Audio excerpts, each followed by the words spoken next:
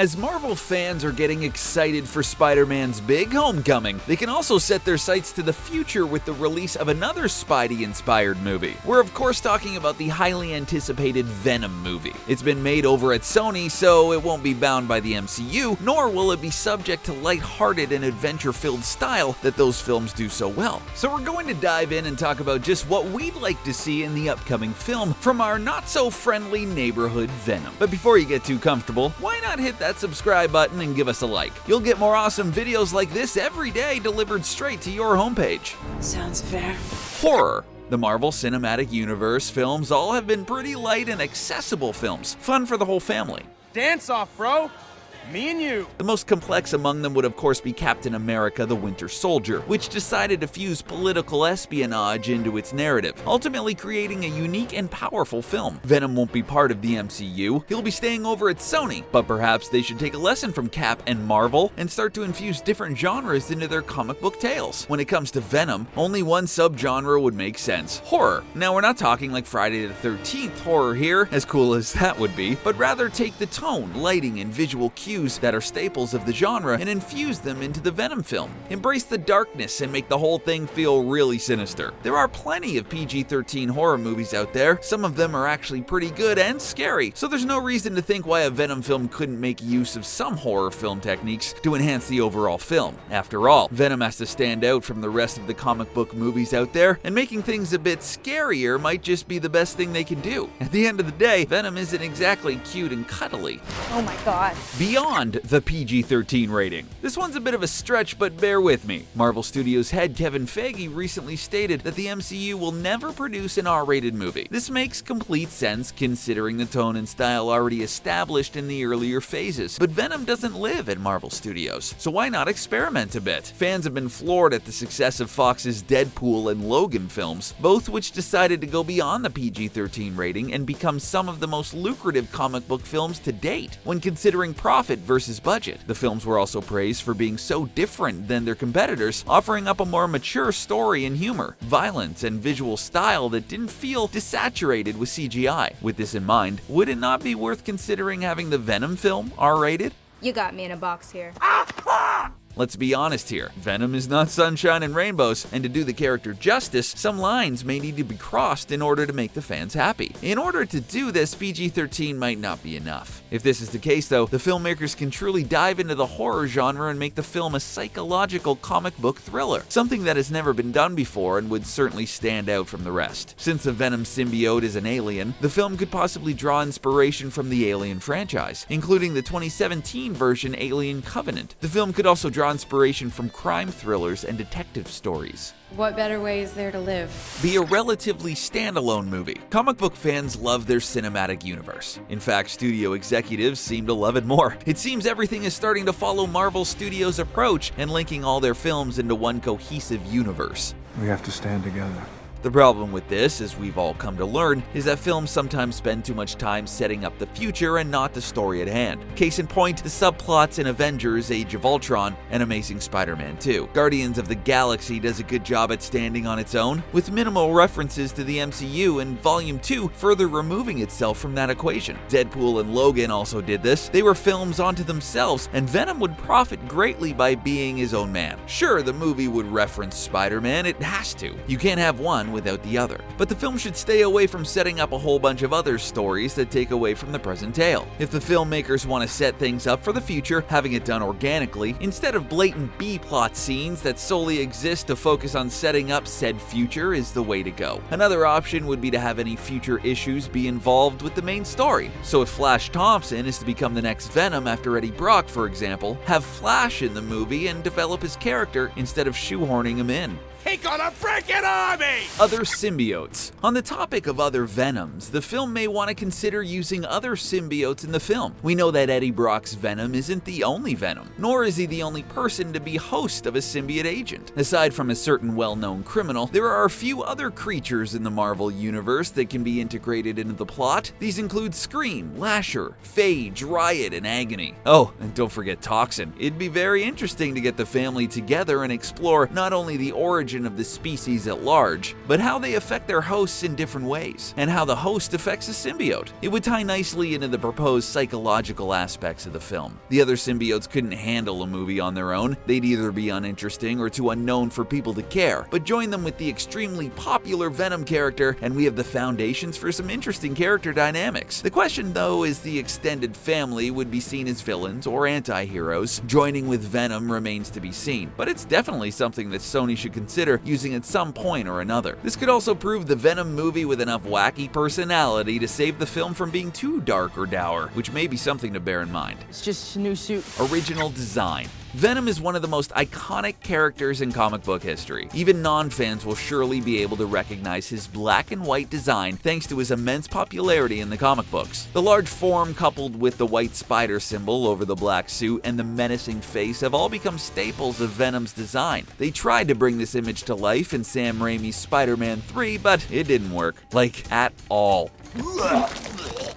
For some reason, the studio thought peeling back the Venom face to reveal Topher Grace's Eddie Brock was a good idea. We still haven't forgiven this decision. When it comes to this version of Venom, the filmmakers have to give us the Venom from the comics. Eddie Brock was already ripped before he was Venom, but with the help of the alien symbiote suit, he was jacked. His face is also a thing of nightmares, with all those teeth and that tongue that have become plastered on countless comic book covers, t-shirts, and baseball hats. Instead of creating their own version of the character, the filmmakers should just accept the original design as the best design when it comes to Venom and just stick with it. End of story. We'll get to see the actor's face behind the mask at various points in the movie for sure, but just not when Venom is doing his thing. Nobody's getting hurt. Venom the anti-hero. There are many versions of Venom out there in the comics. Some of them see him as a villain, some of them as more of an anti-hero. For the sake of cinematic appeal, the filmmaker should absolutely make this Venom an anti-hero. It would separate him from the dozens of other heroes out there while still giving him his own style and edge. That might make it a bit harder to root for, despite him doing the right thing. Venom is a really complex and layered character that would be a great material to see on screen. Do you believe that he is here to help?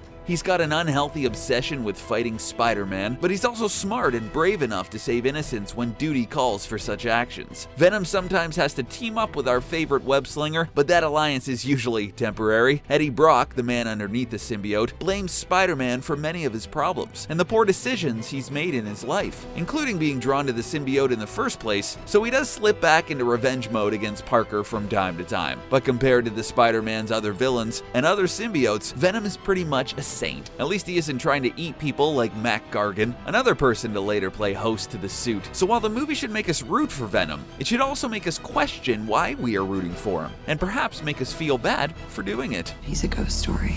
Agent Venom. There is a good chance that Spider-Man may not be able to make his way into the Venom movies, likely to the deal that's in place between Sony and Marvel. If this is the case, the film might want to make the smart decision and opt for a different Venom instead of using the classic Eddie Brock. A perfect substitute in turn would be Flash Thompson's version of Venom. Unlike Brock, Thompson's storyline takes a pretty big step away from the Spider-Man angle, which would give filmmakers enough breathing room to not be dependent on the web-slinger's lore. Flash has appeared in both Spider-Man movie universes to date, so seeing him for the third time may be annoying to some, but at least this time he won't simply be Parker's high school bully. In the comics, Flash keeps seeing Spider-Man's heroism and decides to up and join the army in a fierce display of patriotism. He ends up fighting in the Iraq War and eventually ends up saving his platoon from an ambush, which resulting him, Thompson, losing his legs due to his injuries. His heroism gets noticed, and Flash is brought into the Agent Venom program, which sees him paired up with the alien symbiote. The suit ends up healing Flash and giving him crazy powers while in the employment of the government. If this ends up being the film Sony decides on making, having a gritty war and spy film in the vein of Winter Soldier and Star Wars Rogue One would certainly be awesome, and unlike any other superhero movie we've seen to date. I'm a teenage girl.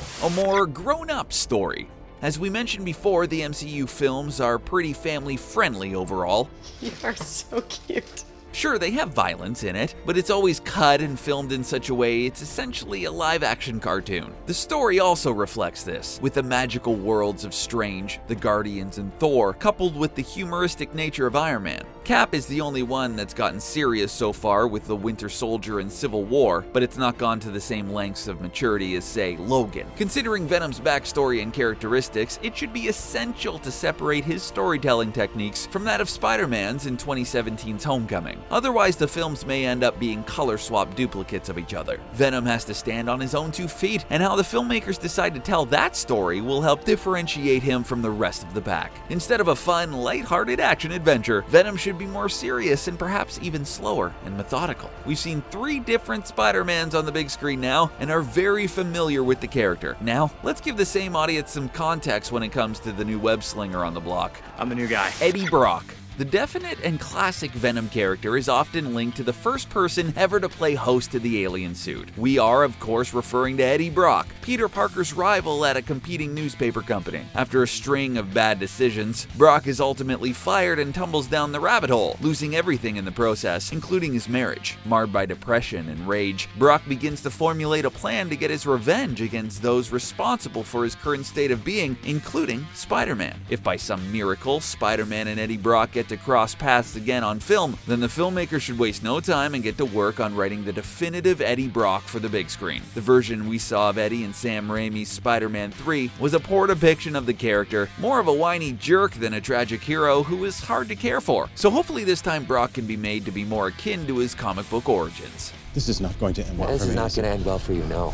Carnage. It had to be, right? Of course, when one thinks of Venom, there is another creepy character that often gets associated with him. We are referring to Carnage. He's never been depicted on the big screen, so having him make his silver screen debut is long overdue. Carnage is one terrifying character. He's an incarcerated serial killer by the name of Cletus Cassidy, who ends up playing host to the symbiote, and oh boy, do things get dark when Carnage is around. Unlike most of Spider-Man's villains, heck, most of the Marvel villains, Carnage enjoys killing for sport. He's incredibly dangerous, ruthless, and powerful, and makes Venom look tame by comparison. There's a little pee coming out of me right now. If the film decides PG-13 isn't in the cards, it'll be due to Carnage's mayhem. In the comics, Venom often comes face to face with Carnage and sometimes realizes that he can't take on the deranged killer on his own, which results in a stellar team-up between Venom and Spider-Man. Since Spider-Man is kind of floating between 2 parents right now, this would be a great way for the 2 studios to put their minds together